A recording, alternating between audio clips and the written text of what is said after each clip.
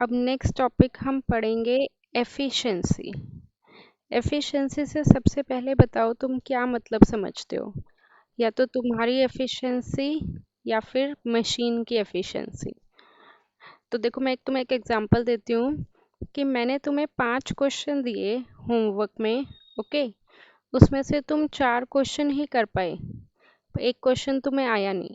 तो उस केस में तुम्हारी एफिशिएंसी कितनी होगी? अच्छा, 80%। 5 में से तुम 4 कर पाए, तुम्हारी कितनी एफिशिएंसी होगी? 80%। अगर मैंने तुम्हें 5 क्वेश्चन दिए और 5 में से तुमने पांचों क्वेश्चन कर लिए, तो उस केस में तुम्हारी एफिशिएंसी कितनी होगी? 100% होगी। ठीक है। अब देखो, जो मैंने तुम्हें 5 क्वेश्चन दिए होमवर्क में करने के लिए, वो तुम्हारा क्या होगा? इनपुट होगा या आउटपुट होगा? इनपुट होगा, है ना। और उसमें से तुम 4 क्वेश्चन कर पाए, सिर्फ 4 ही क्वेश्चन कर पाए, वो क्या होगा तुम्हारे पास? आउटपुट होगा, राइट। और एक क्वेश्चन तुम नहीं कर पाए, वो क्या होगा? लॉस होगा। मतलब 5 में से तुम 4 कर पाए, तुमने इनपुट दिया, मैंने तुम्हें इनपुट दिया, उसमें से तुम 4 क्वेश्चन कर पाए, वो तुम्हारा आउटपुट हो गया, और एक क्वेश्चन क्या हो गया तुम्हारा? लॉस।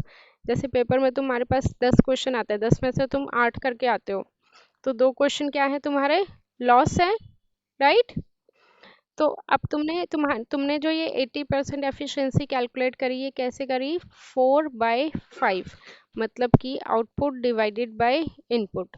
चाहे वो तुम्हारी एफिशिएंसी हो, एफिशिएंसी का सिंबल ये होता है, चाहे वो किसी भी मशीन की एफिशिएंसी हो, चाहे किसी भी ट्रांसफॉर्मर की एफिशिएंसी है, हमेशा तुम्हारा क्या होता है? फॉर्मूला सेम रहता है, that is output power divided by input power. और एफिशिएंसी हमेशा हम क्या कहते हैं कि 80%, 10%।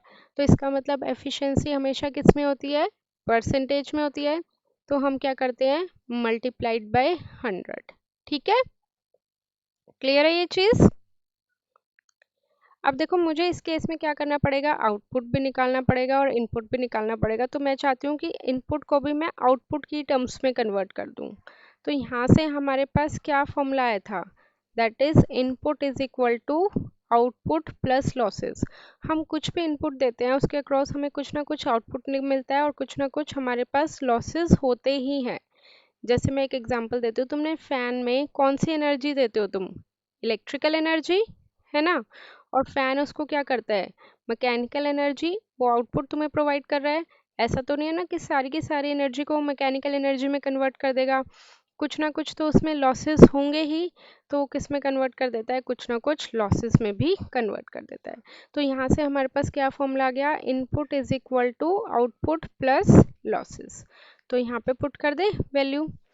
आउटपुट पावर हमारी एज इट इज है, इनपुट पावर को हम क्या लिख सकते हैं? आउटपुट पावर प्लस लॉसेस लिख सकते हैं, मल्टीप्लाइड बाय 100। Okay, clear? अब देखो, तुम्हारे पास, तुमने पढ़ा था कि तुम्हारे पास 2 टाइप्स के लॉसेस होते हैं। कौन कौन से लॉसेस होते हैं बताओगे ट्रांसफॉर्मर में?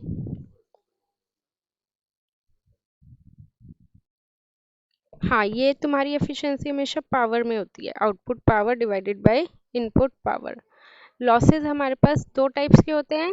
एक पढ़ा था तुमने आयरन लॉसेस, और एक पढ़े थे तुमने कॉपर लॉसेस। तो दोनों ही लॉसेस को ऐड कर दें, कोई प्रॉब्लम? अब आउटपुट पावर तुमने ट्रांसफॉर्मर पढ़ा था इस टाइप का, राइट। तो आउटपुट पावर कौन सी होगी? सेकेंडरी साइड वाली या प्राइमरी साइड वाली? आउटपुट सेकेंडरी साइड वाली। सेकेंडरी साइड पे हम क्या कनेक्ट करते थे? लोड को कनेक्ट करते थे, राइट। तो यहाँ पे हमारे पास करंट कितना फ्लो होता था? I2। यहाँ पे वोल्टेज कितनी होती थी? V2। अब ये हम कौन सी पावर ले रहे हैं? Active power. तो एक्टिव पावर का फॉर्मूला क्या होता था? VI cos phi। तो पावर, सेकेंडरी पावर मतलब आउटपुट पावर का फॉर्मूला क्या हो जाएगा? V2 I2, और cos phi भी 2 हो जाएगा। ठीक है, यहाँ तक बोलो कोई डाउट हो तो ये हमारे पास आउटपुट पावर का फॉर्मूला आया है, हम यहाँ पे पुट कर सकते हैं। That is V2 I2 cos phi 2 divided by V2 I2 cos phi 2। Iron losses as it is, और कॉपर लॉसेस का भी हमने फॉर्मूला पढ़ा था, क्या फॉर्मूला पढ़ा था, I square R. Okay, as it is multiplied by 100। तो ये आ गया हमारे पास किसका फॉर्मूला, किसकी डेरिवेशन, एफिशिएंसी की डेरिवेशन। अब एक चीज़ की कमी है इसमें, एफिशिएंसी तुम्हारी एक चीज़ पे और डिपेंड करती है, और वो क्या है, लोड। जैसे कि मैं तुम्हें 5 क्वेश्चन की जगह 100 क्वेश्चन दे दूं, तो फिर भी क्या तुम्हारी एफिशिएंसी 80% होगी? ज़रूरी नहीं है ना, कम भी हो सकती है, ज़्यादा के तो चांसेस कम ही है ना। तो 80% एफिशिएंसी होगी, ज़रूरी नहीं है। तो तुम्हारी एफिशिएंसी पे क्यों फ़र्क पड़ा, क्योंकि मैंने तुम्हारा क्या कर दिया, लोड बढ़ा दिया। ठीक है, मैंने तुम्हारा लोड बढ़ा दिया तो उससे तुम्हारी एफिशिएंसी पे फ़र्क पड़ा। इसी तरह एफ ट्रांसफॉर्मर की भी एफिशिएंसी पे फ़र्क पड़ेगा। अब लोड को यहाँ पे किससे डिनोट करते हैं, एक्स से डिनोट करते हैं। ओके, अब मैं तुमसे एक बात पूछती हूँ, तुम्हारे घर में फैन है और एसी है, किस केस में तुम्हारा बिल ज़्यादा आता है, फैन चलाने पे या एसी चलाने पे? एसी, मतलब एसी का लोड क्या है, ज़्यादा है ना। और एसी करंट भी क्या लेता है, ज़्यादा लेता है फैन के कंपैरिजन में। तो मैं ये लिख सकती हूँ, load is directly proportional to current, मतलब जितना लोड बढ़ेगा उतना करंट भी क्या होगा, ज़्यादा होगा। होगा ना, जितना लोड बढ़ेगा उतना करंट भी क्या होगा, ज़्यादा होगा ना, राइट। तो लोड किस पे डिपेंड कर रहा है, करंट पे। अब आ जाते हैं अपने इसी फॉर्मूला पे, यहाँ पे करंट है तो यहाँ पे x से मल्टीप्लाई कर दो, लोड से मल्टीप्लाई कर दो। यहाँ पे करंट है तो यहाँ पे x से मल्टीप्लाई कर दो। यहाँ पे करंट का स्क्वायर है तो यहाँ पे तुम्हारा x स्क्वायर से मल्टीप्लाई हो जाएगा। Okay, clear. x तुम्हारा क्या है यहाँ पे, load, x is equal to load. Load कहाँ कहाँ पे होगा, जहाँ जहाँ पे करंट है। यहाँ करंट है तो x से मल्टीप्लाई कर दिया, यहाँ करंट है तो x से मल्टीप्लाई कर दिया, यहाँ करंट का स्क्वायर है तो x स्क्वायर से। आयरन लॉसेस में करंट का कोई रोल नहीं है तो हमने यहाँ पे x से मल्टीप्लाई नहीं करा। ठीक है, तो मैं अब एक बार फाइनली फिर से फॉर्मूला लिख रही हूँ एफिशिएंसी का। क्या फॉर्मूला निकला है हमारे पास, x into V2 I2 cos phi 2 divided bye x into V2 I2 cos phi 2 plus PI plus x square, या तो यहाँ पे PCU लिख लो या यहाँ पे I स्क्वेयर R लिख लो, एक ही बात है, मल्टीप्लाइड बाय 100। ओके,